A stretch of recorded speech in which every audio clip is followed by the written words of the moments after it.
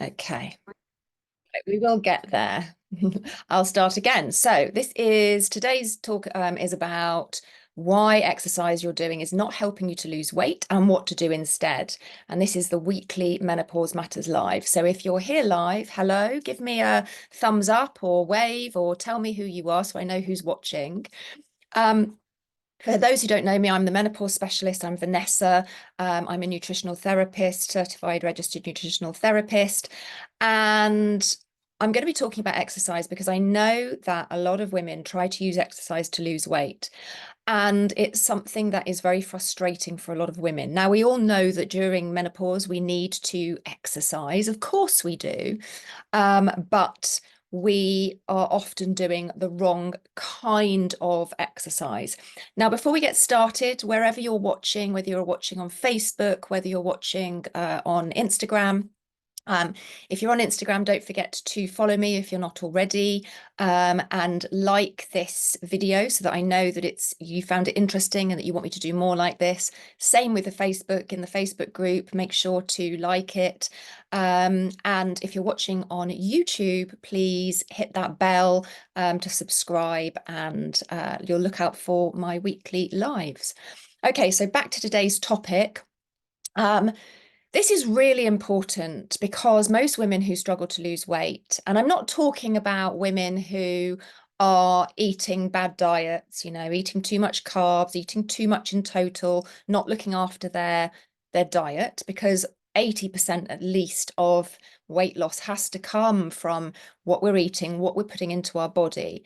And we mustn't forget also that with weight loss, we have to look at the metabolism. And in order to have a healthy metabolism, minerals have to be in balance.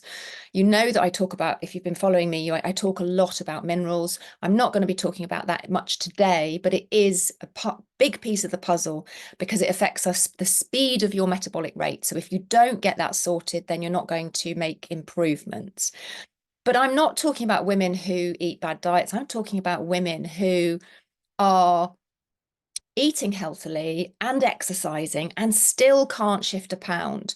And this is women who are in their 40s and 50s and even 60s. It's, that those menopausal years through perimenopause into menopause. It's those I'm talking about. And it's those women that are often doing completely the wrong exercise when it comes to weight loss. Anyone who's watching live, or even if you're watching on the recording, tell me in the comments, what sort of exercise are you doing? Are you doing cardio? Are you running, jogging? Are you going to the gym and doing classes? Are you doing high intensity interval training, HIIT training? Are you doing stuff that really pushes you to the limit to try and burn those calories? So tell me in the comments what you're doing, because that would be really helpful to know what's going on. But I know from the women I talk to, and I speak to hundreds of women, and so often they are doing the wrong kind of exercise, which is hindering their weight loss. Okay, so let's get into it. And first off, let's talk about before we go any further, I just want to say, if you are somebody who is struggling with your energy and low mood, loss of mojo, those kinds of things, please bear in mind what I'm saying is this is for people who have got the energy to do it. A lot of the women that I work with, they come to me because they don't have the energy to even go to the gym, go for the walks, do the Pilates. They're feeling very tired. If that's you, pushing yourself to exercise more is not the answer. And actually, when women start to work with me, the thing that I get them to do, we look at their exercise routine. It's part of the program, the Revitalized Method, which is my menopause fixing program. And in module 1, we look at exercise, and then I work with them one-to-one to talk about what exercise they should be doing at that time. And if they are exhausted, then slowly they do end up building that up, but we don't do it straight off. So I just want to say that I'm not saying everybody should just do this, because It depends on whether your body's got the ability to produce that energy in the first place. But let's assume that you have got the energy and you just, your only problem is that you can't lose any weight. Let's talk about cardio. There are different zones of cardio. We have some say zone 1 to 5, some say zone 1 to 6. It doesn't really matter. But what is really important is that there are different zones of cardio, and at each zone, we use a different form of fuel to power us to produce our adenosine triphosphate, or adenosine triphosphate rather, which is your ATP. That is your fuel source. That is what is produced in the mitochondria of your cells, the little engines of your cells. That is your source of fuel. It's like the petrol that goes in the car. And if you depending on what zone you're working at, will determine whether you use fat or glucose for fueling and creating the ATP, right? So that's really important to know. Zone 1 is the lowest. That is very, very gentle walking. That is going for an amble, going for a dog walk, just walking along normally, going shopping, walking around the house. It's that kind of activity. That is zone 1. Okay. And that is not going to, do a lot for you in terms of burning lots of calories and using burning fat. Then there's zone 2. Zone 2 is the one that most people just skip. They go from zone 1 to zone 3 or zone 4. Most women especially, and men, work out in zone 3 or 4. Zone 3 is when you are using fat, but you're really mostly using carbohydrates, some fat, mostly carbohydrates. Zone 4 is when you're running. It's fast jogging. It's doing high intensity interval training. And zone 5 is when you're pushing yourself to the limit. So if you're doing HIIT training and you're doing short bursts of really going for it, maybe you're doing, HIIT sprints, whatever you're doing, that is zone 5, and that is using glucose, and it tips into creatine phosphate as well as an energy source. But zone 3 and 4 are mostly using carbohydrates. They're mostly using glucose for energy. The one that uses fat the most, and so therefore is the best for fat burning capabilities, is zone 2. But most of us don't do it. How often do you go for a brisk walk? Because that's what we're talking about. Zone 2 is so not just for weight loss, but for overall health, for longevity. It increases the number and the efficiency of the mitochondria in your body, in your cells. That is really important because we lose them as we age. So the more you can keep building those mitochondria and increasing the numbers, the healthier your body's going to be. And in zone 2, it will do exactly that. In zone 3 and 4, not so much. It improves your overall exercise performance. It improves your cardiovascular health. It helps your body your heart rather, gets stronger and becomes more efficient. And it reduces your resting heart rate. The average adult resting heart rate is between 60 and 100, depending on age and your overall cardiovascular health, your fitness.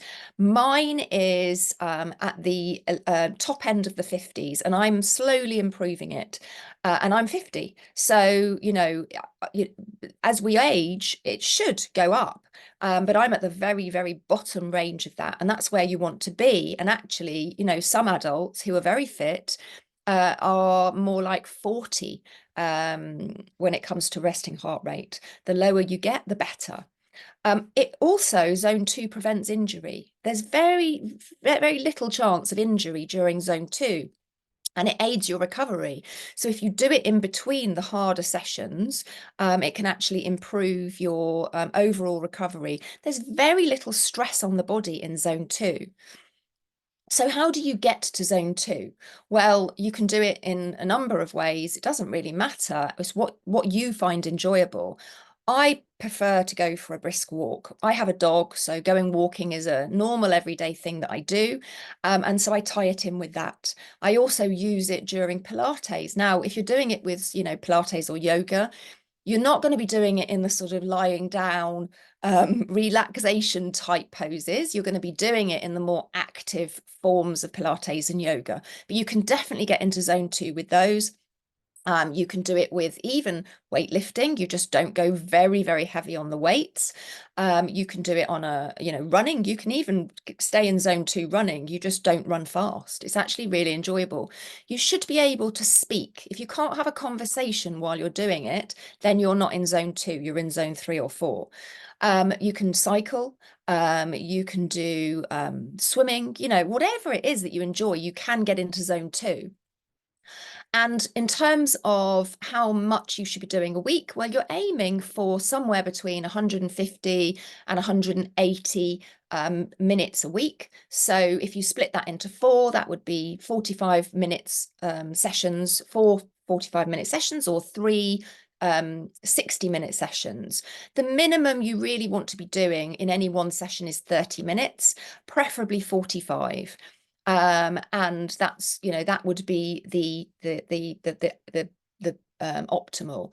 And then you also want to do a little bit of more high intensity zone three or four, but just maybe once a week. Just a small percentage, maybe 20% of your exercise should be in the higher intensity, and the rest should be the lower. And that will get you into a really good fit state, and you will feel so much better. Your overall fitness will improve, your overall health will improve. It improves your mood as well. Doing zone two exercise is really good for the mood, especially if you do it outdoors. And I just think that it is a much better way of exercising. And people complain that they haven't got the time to do it. You have to make the time. If you want to lose weight and be healthy, you have to make the time. You don't have to even leave the house. You can do walking around the house in zone two. It's perfectly possible. You can do it on the spot. You can just, get up and walk on the spot. And as long as you get your heart rate up to zone two, you can do it. So that is the most effective way to lose weight when you are in your 40s and 50s and struggling with weight loss. Now, as I said, it's not just about the exercise. Exercise is only a small part of the picture when it comes to weight loss. The diet has to be right, and the body's function has to be in balance. And that really does come down to minerals. So don't, forget that this is just a piece of the puzzle. But we have to come at it from all angles if we want to have the optimal health and feel really good. So I hope you found that informative. I hope you found it helpful. If you did, please give this video, wherever you're watching it, a like. Give it a heart. Let me know so that I know that this sort of information is helpful to you. And finally, I am thinking about doing a zone two walking challenge. Now, I want to do it for myself because I want to push myself a little bit harder. So I thought I might extend it to everyone to join me. I'll probably run it towards the end of February or the beginning of March. And I'm not 100% sure how it will work yet. But if this is of interest to you, comment challenge wherever you're watching this in the comments. So if it's on Instagram, this video will be, the recording will be posted. If it's in the Facebook group, the same. Just put the word challenge so that I can gauge whether there's any interest, because I'm not going to put it together for everybody else if nobody really wants to do it. But if you think you'd like to do that, join me to do this challenge together so that we can really push ourselves, and I can guide you on what zone two is, how to get into it, all of those things. Then put the word challenge, and if there's enough interest, then I will look at doing that soon. Okay, that is it for today. I will be back next Thursday, same time, 12:30 for Menopause Matters Live. And I will be talking about something else that I think will be really interesting.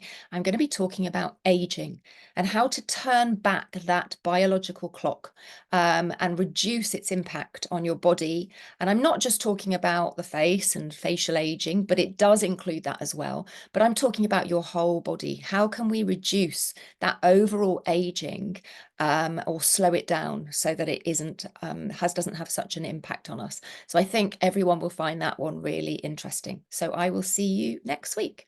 All right. Take care. Have a great one, and bye for now.